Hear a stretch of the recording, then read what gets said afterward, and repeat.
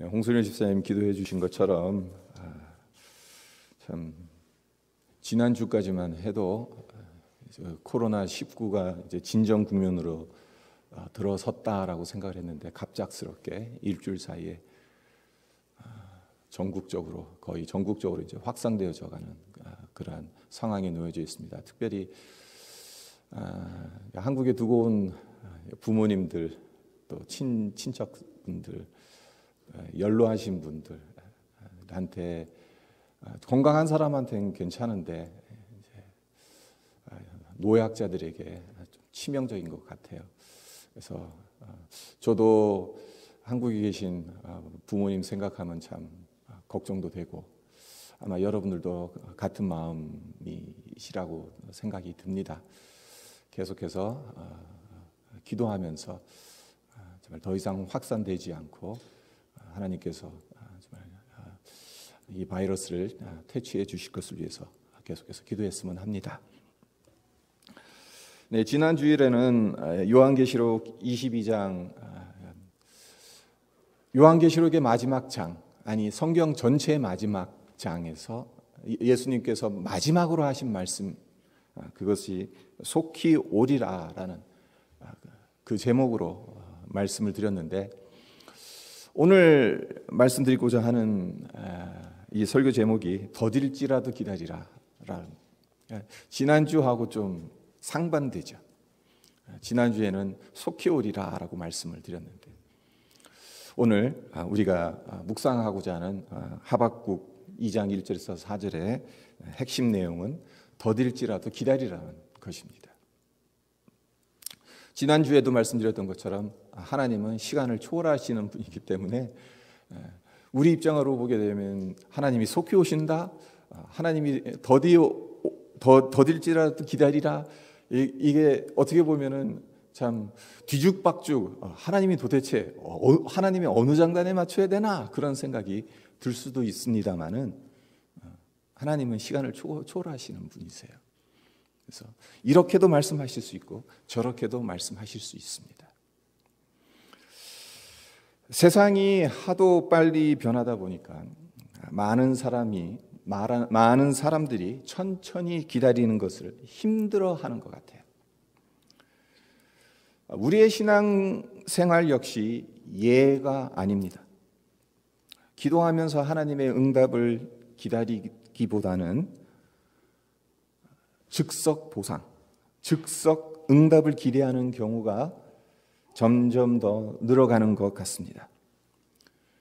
몇 번 기도하다 안 되면 대충 자기 생각대로 밀고 나가고 다른 기도로 넘어가기 십상입니다. 하지만 우리가 배워야 할 것이 있습니다.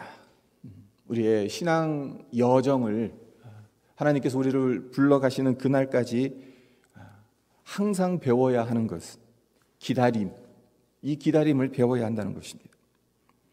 하나님의 뜻을 여쭙고 하나님께서 주시는 응답의 기쁨을 누리기를 원한다면 씨앗을 심어 싹이 나고 꽃이 피고 열매가 맺히기까지 오래 참고 기다렸다가 수확의 기쁨을 맛보는 농부들처럼 오래 참고 기다리는 법을 터득해야만 합니다. 이런 점에서 오늘 본문 말씀인 하박국 2장 1절에서부터 4절 우리에게 교훈하는 바가 크다고 할 수 있습니다. 네, 오늘 읽지는 않았지만 하박국 1장을 보게 되면 하박국 선지자가 두 번에 걸쳐서 하나님께 기도를 드립니다. 네, 보시면 기도라기보다는 하나님께 따지고 항의하는 질문처럼 보입니다. 하박국 선지자는 하나님께 왜 항변의 기도를 드려야만 했을까요?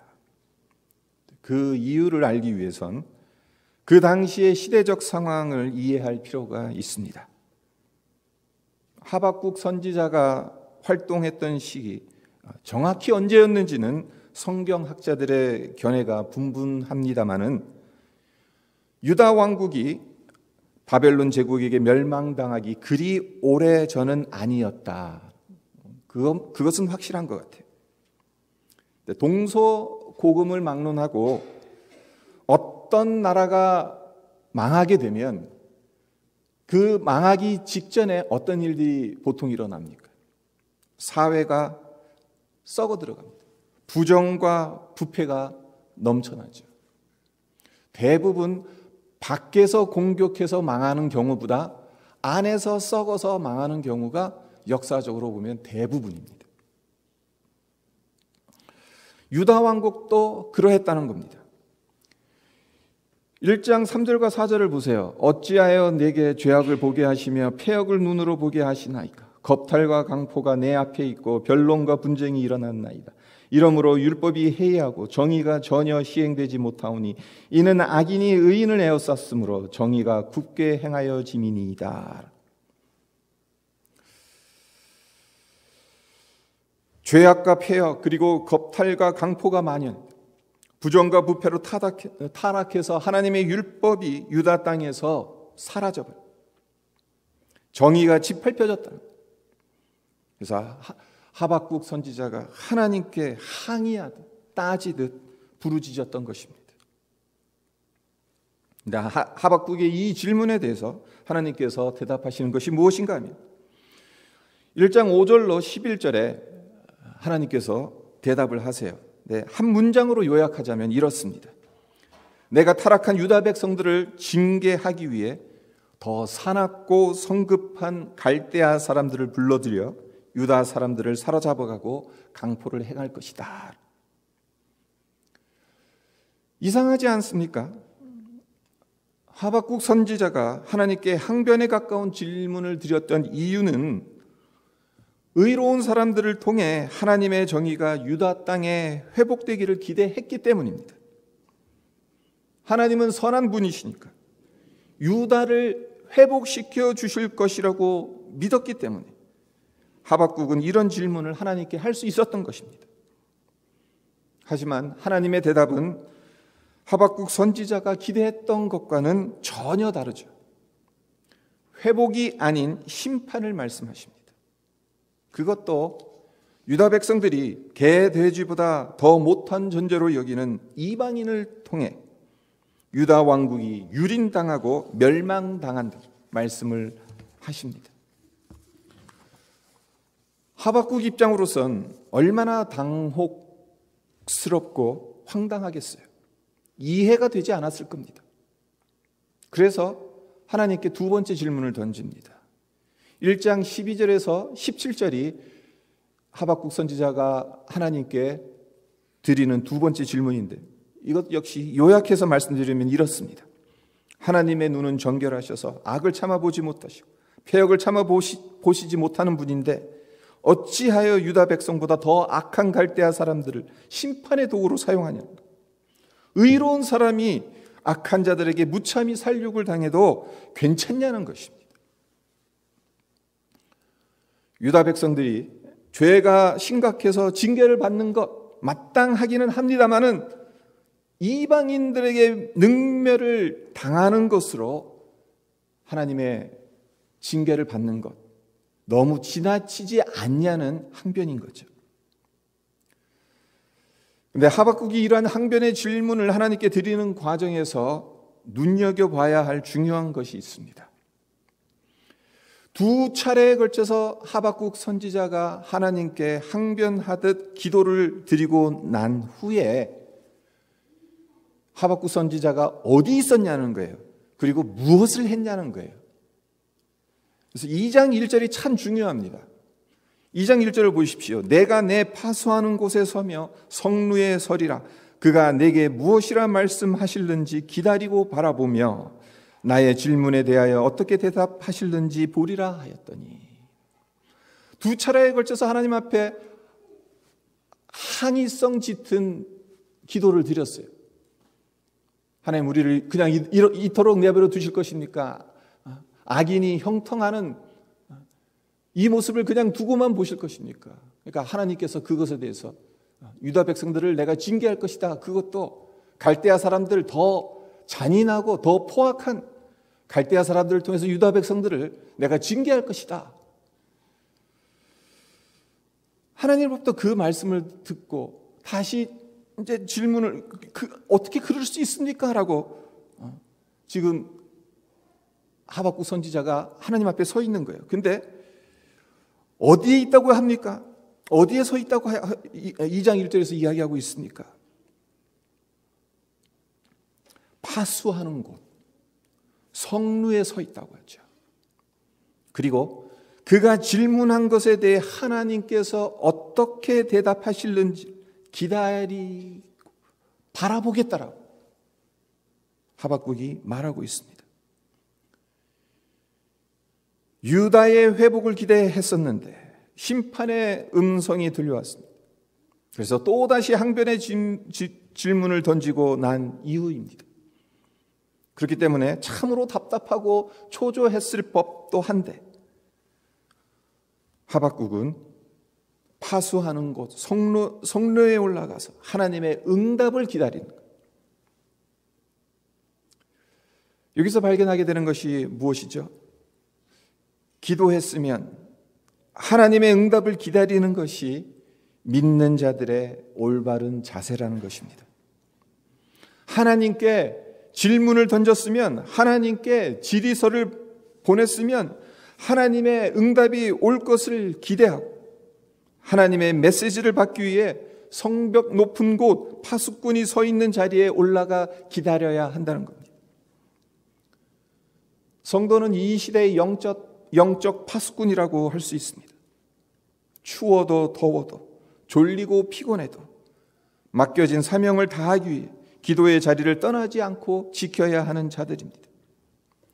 여러분과 제게는 우리 가정과 교회 그리고 사회를 위해 기도하며 기도한 것에 대해 하나님의 응답을 기다리며 성루를 지킬 사명이 있다라는 것입니다. 아무쪼록 두고온 조국과 캐나다의 현실과 장래를 위해서, 그리고 우리 교회와 성도들을 위해서, 그리고 여러분의 가정을 위한 영적 파수꾼의 사명을 감당하시기를 바랍니다. 그렇다면 하박국 선지자가 질문한 두 번째 질문에 대해서 하나님께서 어떻게 무엇이라고 대답하십니까? 2절을 보겠습니다. 여호와께서 내게 대답하여 이르시되 너는 이 묵시를 기록하여 판에 명백히 새기되 달려가면서도 읽을 수 있게 하라.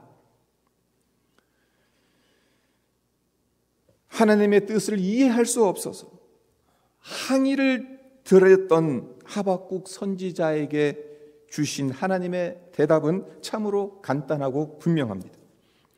장차 이루어질 이 묵시를 받아 기록하라는 거예요. 그리고 달려가면서도 읽을 수 있도록, 그러니까 이것이 무엇을 의미하냐면은, 그러니까 그 당시에 이제 두루마리에다 성경을 기록했잖아요.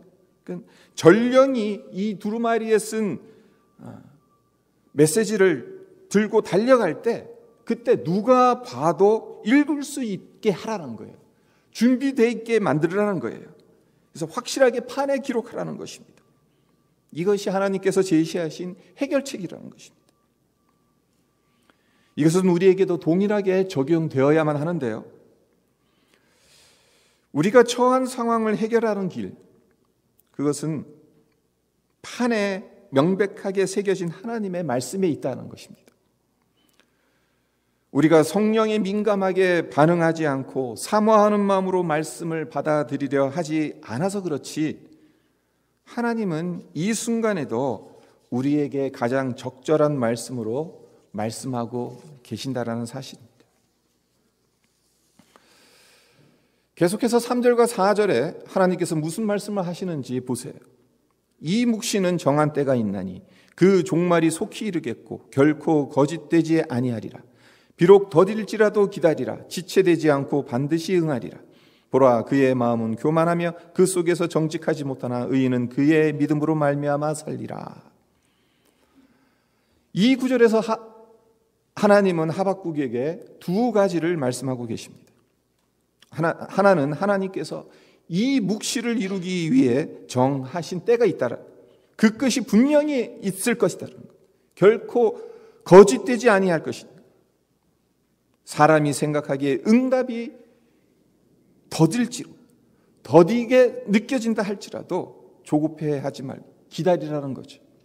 그리고 또 다른 하나는 의인은 믿음으로 말미암아 살리라는 약속입니다.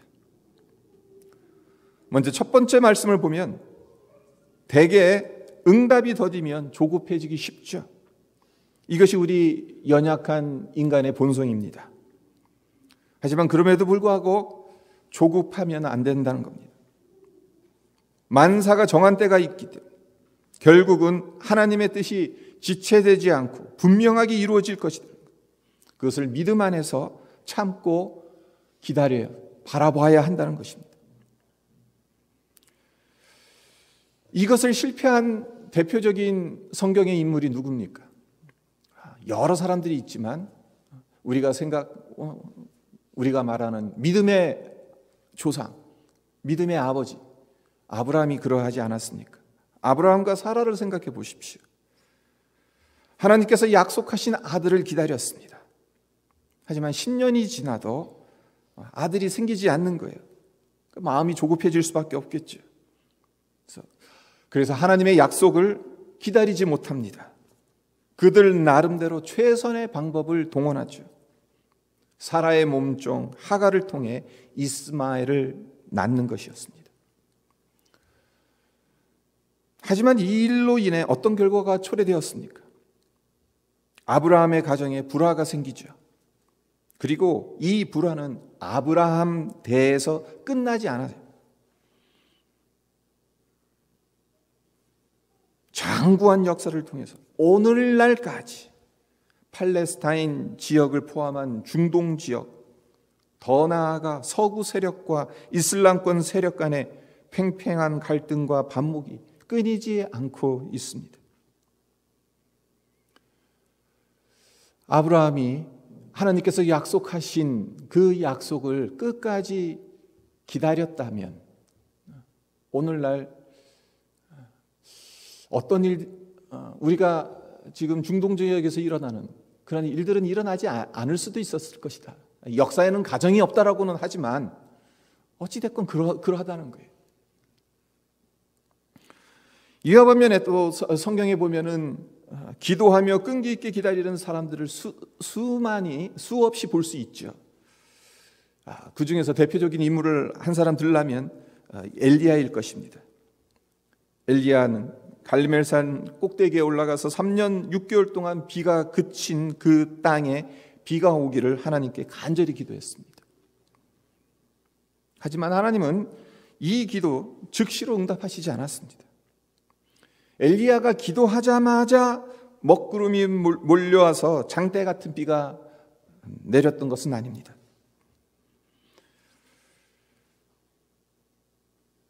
엘리야가 기도하자마자 즉각적으로 하나님께서 비구름을 갖다 주신 것이 아니죠.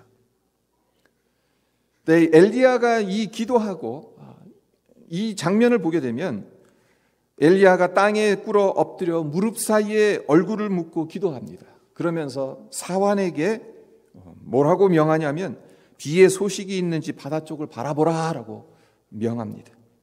그래서 사환이 바다 쪽으로 바라봤어요. 그러니까 구름 한 점 없는 거예요. 아무것도 없습니다라고 대답을 해요. 그러자 엘리야가 사환에게 하는 말이 7번까지 다시 가서 보라라고 명합니다. 성경에서 7은 완전수죠. 무슨 의미입니까? 기도의 응답이 있을 때까지 계속해서 다시 가서 보라. 참고 기다리라는 것입니다. 엘리야가 기도했더니 그냥 그 순간 천둥 번개가 치고 먹구름이 끼고 비가 장대비처럼 내리고 아닙니다. 사환이 7번 가서 보고 와야 됐어요. 기도의 아버지라 불리는 조지 뮬러 목사님도 마찬가지입니다. 수없이 많은 기도 응답을 받은 목사님이었는데 이 뮬러 목사님이 돌아가실 때까지 기도 응답 받지 못한 것이 하나 있었어요. 그것이 무엇이었냐면 예수님을 믿지 않은 5명의 친구들이 있었는데 그들의 구원을 위해서 뮬러 목사님이 날마다 기도를 했습니다. 그래서 목사님의 기도의 응답으로 친구 한 명이 5년 후에 예수님을 믿게 됩니다. 그리고 2명은 10년 후에 회심하게 됐어요. 그리고 35년 후에 한 명이 더 하나님 앞에 나옵니다. 마지막 남은 한 친구는 뮬러 목사님이 돌아가실 때까지 장장 52년간을 기도했어도 예수님을 믿지 않는 거예요.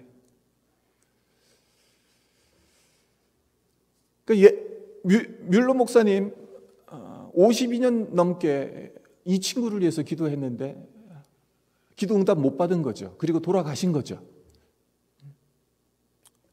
우리 생각엔 친구의 영혼 구원을 위한 뮬러 목사님의 기도 응답하지 못한 것으로 볼 수가 있지 않습니까? 놀라운 사실이 있습니다. 바로 그 친구가 뮬러 목사님의 장례식에 참석하게 되는데 친구인 뮬러 목사님이 그를 위해 52년 동안 기도했다는 말을 듣고 감동을 받습니다. 그리고 그 자리에서 회심하고 예수 믿기로 결심했다는 겁니다. 이뿐이 아닙니다. 뮬러 목사님의 고아온 사역을 자기가 이어서 하겠다라는 결단까지 내리게 되었다고 하죠. 그러니까 결국 뮬러 목사님의 기도, 52년 동안 했던 기도, 장례식장에서 이루어진 것이죠. 그렇습니다. 기도했지만 원하고 바라는 때에 응답이 안 되면 우리의 마음은 조급해집니다. 기도를 포기하고 내 방식대로 일을 저지르기 쉽습니다. 대부분의 경우 그렇죠. 기도 몇 번 하다가 이 기도는 하나님이 안 들어주시나 보네. 그리고 포기하기 쉬워요. 그리고 까맣게 잊어버립니다. 하나님께서 응답 안 하셔서 이렇게밖에 할 수 없다. 핑계를 대는 경우가 많습니다. 하지만 이것은 믿음으로 드리는 기도라고 말할 수가 없습니다. 만약 우리가 드리는 기도가 우리의 정욕을 위해서, 우리의 욕심을 위해서 드리는 기도가 아니라 정말 하나님의 뜻에 합한 기도임에도 불구하고 그것이 응답되어지지 않는다면 우리가 해야 할 일은 기다리는 거예요.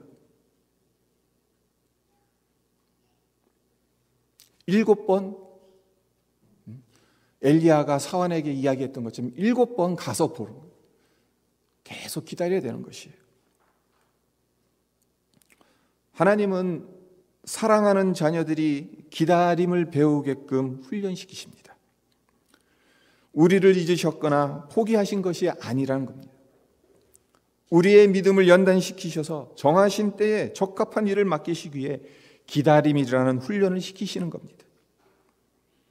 우리의 급한 성질, 불신앙, 그리고 쉽게 포기해버리는 기도 때문에 하나님의 응답을 경험하지 못하고 놓치는 때가 얼마나 많은지 모릅니다. 그러나 하나님은 우리를 포기하지 않으십니다. 기다리십니다. 언젠가는 이루십니다. 우리 세대에 안 되면 다음 세대라도 이루어 주십니다.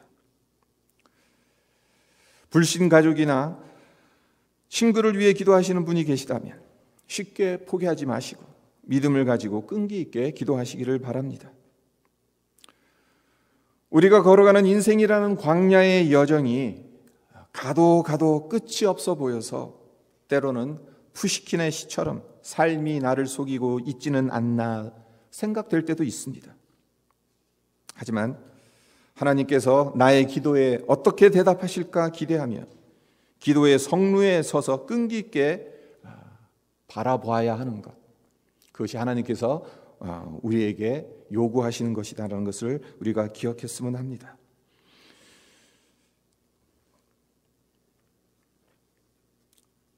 하나님께서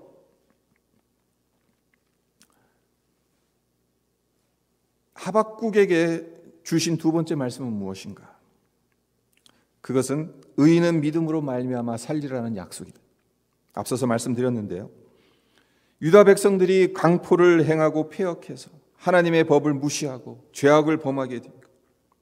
하나님께서 유다보다 더 악하고 사나운 갈대아 사람들을 징계의 도구로 사용하셔서 유다 백성들을 심판하시죠. 이것이 하박국의 첫 번째 질문에 대한 하나님의 대답이었습니다. 그런데 오늘 2장 3절과 4절을 다시 보시면 이 묵시는 정한 때가 있다는 것, 그 종말이 속히 이르겠다는 것, 결코 거짓되지 아니하리, 비록 더딜지라도 기다리라, 지체되지 않고 반드시 응하리라, 이렇게 말씀하세요. 그러면서 하시는 말씀이 의인은 그의 믿음으로 말미암아 살리라고 말씀하십니다. 이 징계의 기간이 사람들이 생각하는 것처럼 길지 않다는 것입니다. 속히 이른다는 말씀입니다. 징계를 받아야 하는 유다 백성들 입장으로는 그 시간이 더디게 지나간다고 느껴질 수밖에 없겠죠. 하지만 하나님께서 약속하신 것은 지체되지 않는다는 것입니다. 갈대아 사람들을 물리쳐 주시겠다는 것입니다.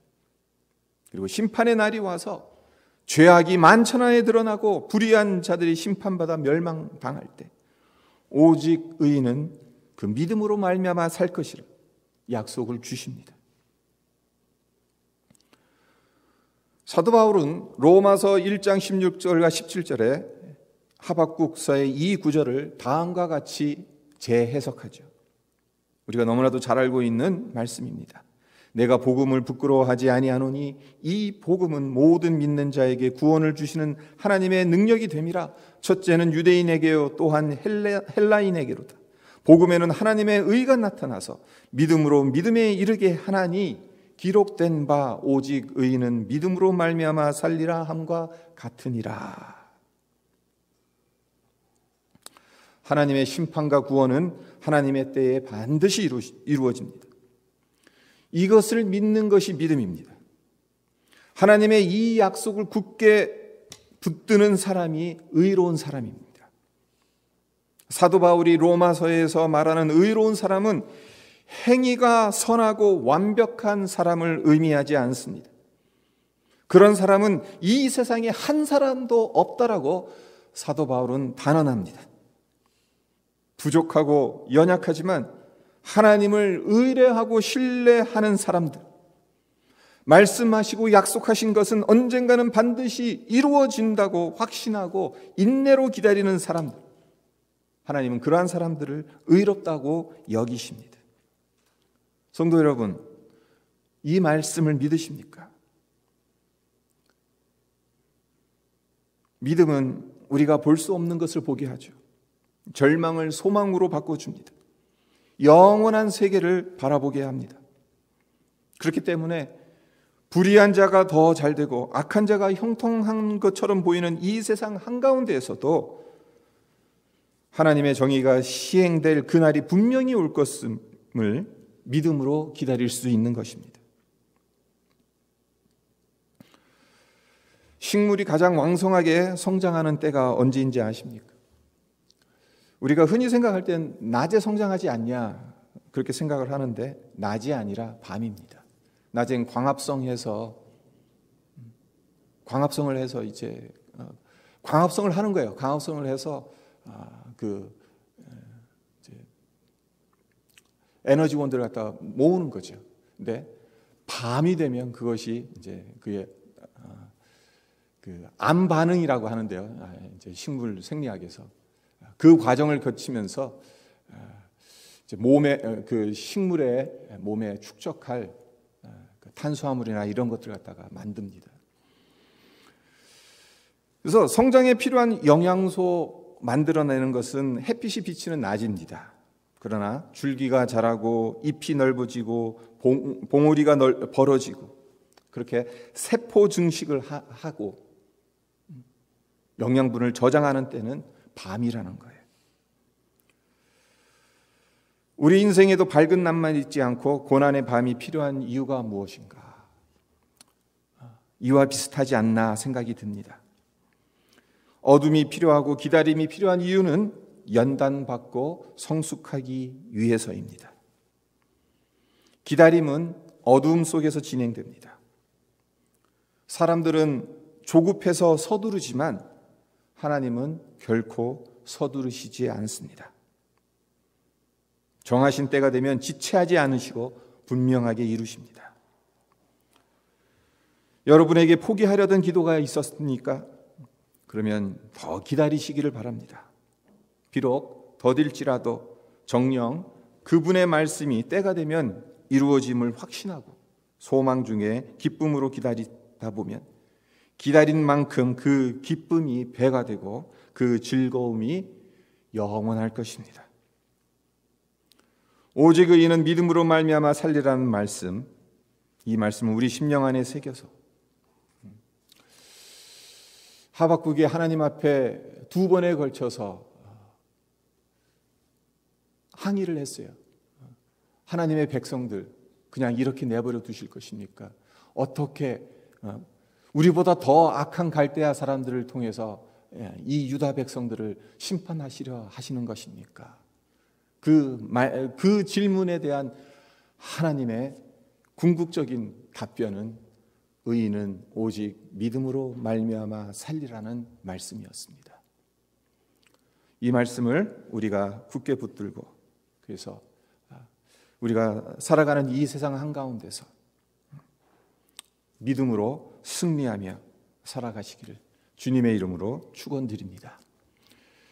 잠깐 오늘 말씀 묵상하면서 기도하도록 하겠습니다. 참 이 세상이 점점 더 흉흉해져 갑니다. 점점 죄악이 관영해져 갈 수밖에 없습니다.